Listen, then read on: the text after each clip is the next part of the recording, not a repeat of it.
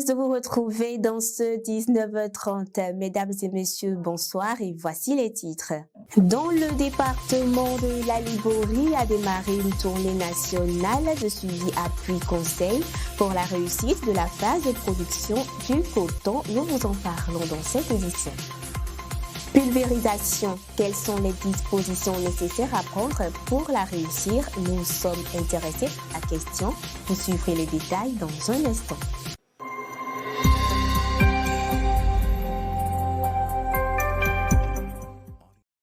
Bienvenue à tous. Nous démarrons cette édition avec la météo. Ce vendredi 29 septembre 2023, Nati Tengou présente un ciel nuageux avec averses orageuses. Les températures vont osciller entre 21 degrés Celsius et 31 degrés Celsius pendant la journée et vont atteindre leur valeur maximale aux alentours de 15 heures. Un vent modéré de sud-est dominera tout au long de la journée. Le soleil se lèvera à 6h43 et se couchera à 18h46.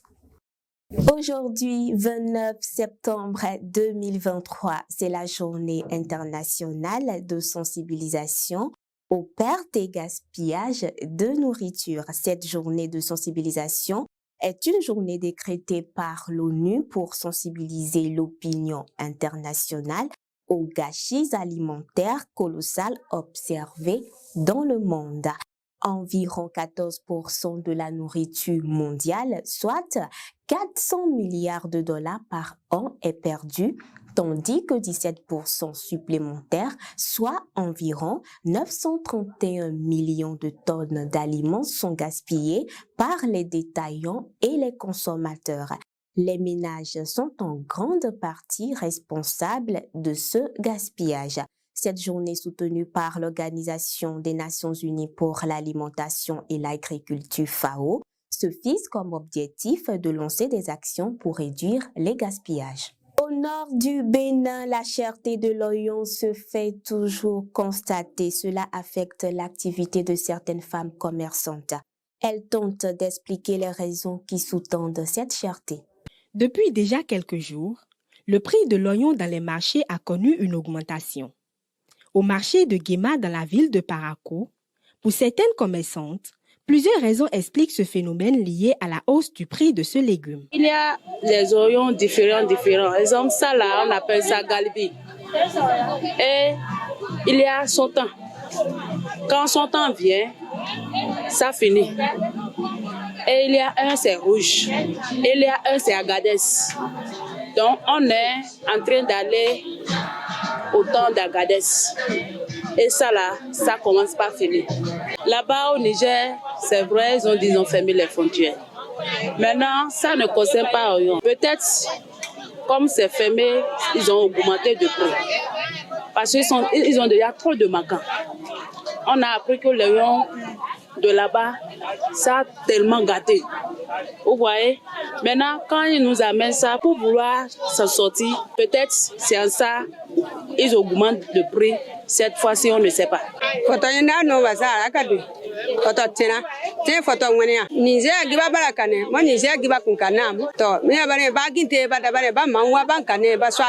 L'oignon est un ingrédient polyvalent, pouvant être consommé cru ou cuit dans la cuisine.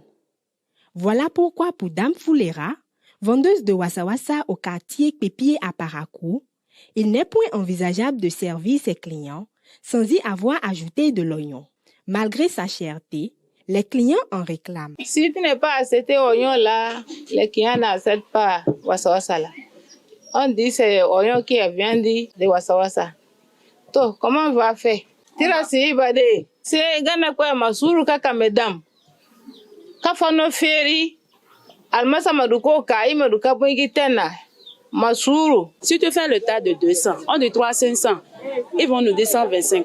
Si tu ne te tiens pas, tu ne vas même pas trouver 40 000. Il est important de noter que ces raisons peuvent être provisoires. Et si la demande d'oignons augmente, cela peut exercer une pression sur l'offre existante et entraîner une hausse des prix dans les marchés. Cette semaine a démarré dans le département de la Liborie Une tournée nationale de suivi, appui, conseil pour la réussite de la phase de production du coton. Les membres de la Fédération nationale des coopératives villageoises de producteurs de coton et l'Association interprofessionnelle du coton étaient dans des exploitations cotonnières de Malanville et de Kandy. Les cotonculteurs ont dans ce cadre invité le gouvernement béninois à redoubler d'efforts en notifiant leurs divers besoins afin de leur permettre d'atteindre la production de la campagne précédente ou même la surpasser. Notons que pour la campagne cotonnière en cours, Malanville prévoit atteindre une production de 3000 tonnes, tandis que dans la commune de Kandy, l'objectif, c'est les 73 000 tonnes. Parlons de gestion de l'eau et de l'assainissement. C'est une préoccupation majeure dans tous les pays du Sud. Et au Bénin, maintes actions sont menées pour en découdre. Entre autres, il y a actuellement une expérimentation en cours dans la ville de Banikoara qui constitue à installer des retenues d'eau au bord des voies bitumées dans le but d'aider la population rurale dans plusieurs domaines. Nous vous proposons d'écouter le professeur Flavien Dovono au micro de Jean-Baptiste Rantonou.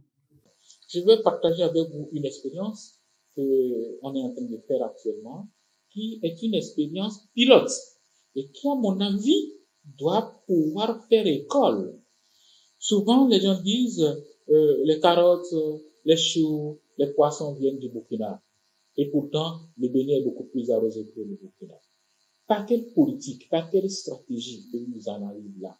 Ils arrivent à exporter cela parce que chez eux, quand vous faites un projet de construction de routes, les gîtes d'emprunt, les endroits où on a ramassé les latérites pour pouvoir faire la route, on les ferme pas, on les creuse, on les aménage, on les transforme en retenue d'eau et on les ensemence en poissons. On permet aux populations de s'installer autour pour faire du maraîchage. On permet aux éleveurs d'amener les bétails là pour s'abreuver. Parce que là où il y a de l'eau, il y a la vie et des activités se développent. C'est comme ça que même en saison sèche, même pendant les moments de l'année où il n'y a pas de pluie, eux, ils ont de l'eau. Cette expérience, nous l'avons copiée. Et nous sommes en train de l'expérimenter aujourd'hui à Banikoara, où, dans le cadre du projet de bitumage de la route Banikoara-Kérimou-Frontière-Burkina, nous avons réalisé 3 retenues d'eau à 3 PK différents, PK14, PK22 et PK24.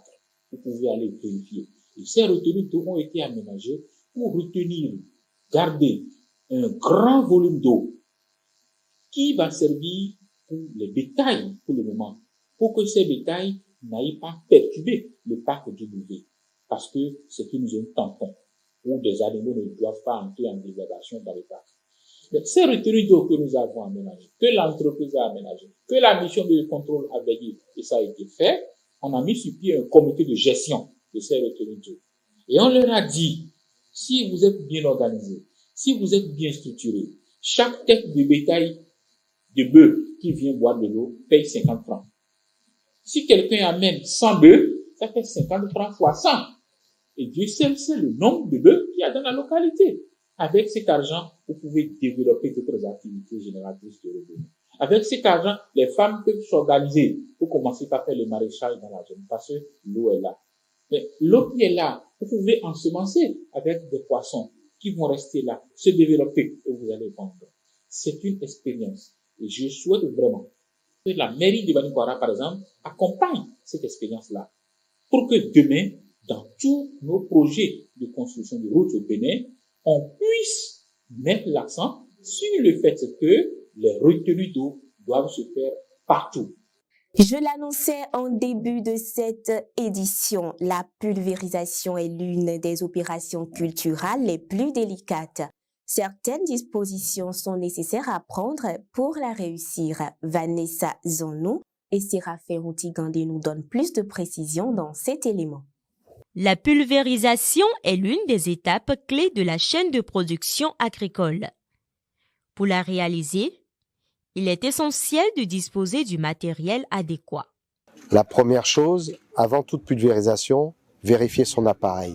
son appareillage. Il faut que les pulvérisateurs soient bien entretenus, que les buses soient bonnes et qu'il n'y ait pas de fuite. Donc, qualité de l'appareillage. Deuxièmement, avoir un outil de protection, c'est-à-dire que l'agriculteur ait son EPI, son équipement de protection, afin de se sécuriser lui-même.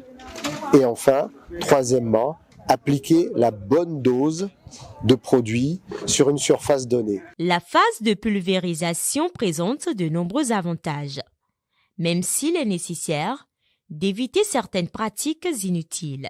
La première des choses, déjà, c'est quand il fait mauvais temps, il va pleuvoir ou il y a beaucoup de vent, il ne faut même pas pulvériser. Parce que ça, c'est perdre le traitement, ça va être inefficace. Ça, c'est la première chose. La deuxième chose, quand les gens pulvérisent, la plupart du temps, ils n'ont pas leurs gants ou ils n'ont pas leurs bottes. Ça, c'est pas bien. Et en plus, ils se permettent pendant la pulvérisation parfois de s'arrêter parce que le portable sonne et de mettre à l'oreille, de répondre et de remettre le portable. Ce genre de choses, il ne faut pas le faire parce que on va mettre du produit, on va mettre donc de l'insecticide sur le portable que l'on met à l'oreille et éventuellement à la bouche.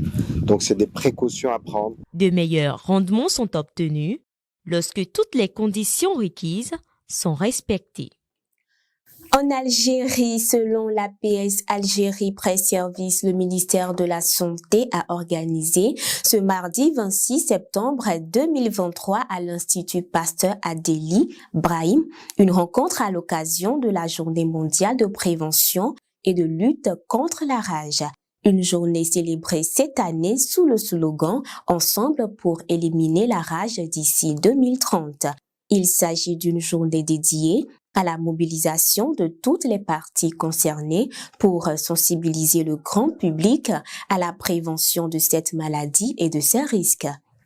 L'Algérie, à l'instar du reste des pays du monde, a enregistré durant l'année 2022 plus de 142 000 cas de morsures ou de greffures de chiens ou de chats causant la mort de 16 personnes, a fait savoir le ministre de la Santé, Abdelhak Saïri, dans une allocution lue en son nom par le directeur de la prévention et de la promotion de la santé au ministère de la Santé, Dr Jamel Fourar.